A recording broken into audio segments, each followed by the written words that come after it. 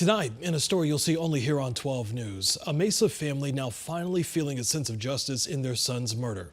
Stephen Jacobo killed in November of 2022, and today the man accused in his murder facing a judge this afternoon.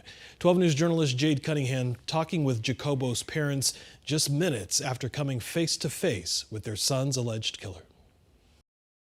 For the first time in more than 400 days, He's took my son away from me, and he doesn't deserve to be out. Thank you, Jesus. Mark Jacobo and Alma Antolin feel hope.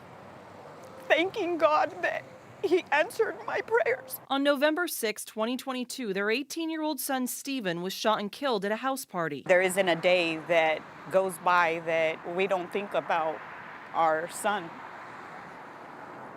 Life is never going to be the same. Then 20-year-old Joe Rim was arrested after attendees reportedly told police he was the gunman. But Rim was quickly released when the Maricopa County Attorney's Office sent the case back to Mesa Police for further investigation. To be honest, I just want him to be charged. Charges were again submitted to the Attorney's Office in June and denied. But on Friday, If it wasn't for the people that came forward, today would have never happened. after more than 14 months of waiting, Once I heard what the judge had to say, was definitely a relief to just, look at the proof. Rim was again arrested. Knowing that he is behind bars and knowing that what we fought for so hard is finally paying off. Mr. Rim, if you could go ahead and state your full name and date of birth, sir. A judge Saturday stating more witnesses and details emerged in the case. It was shared that he not only went back to the scene of the crime,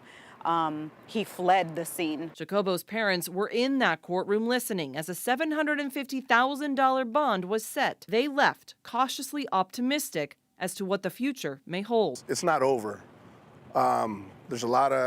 It's a long process for this charge to stick. I know it's a long road ahead, but I know that my son will get his justice, and I know that God will answer our prayers.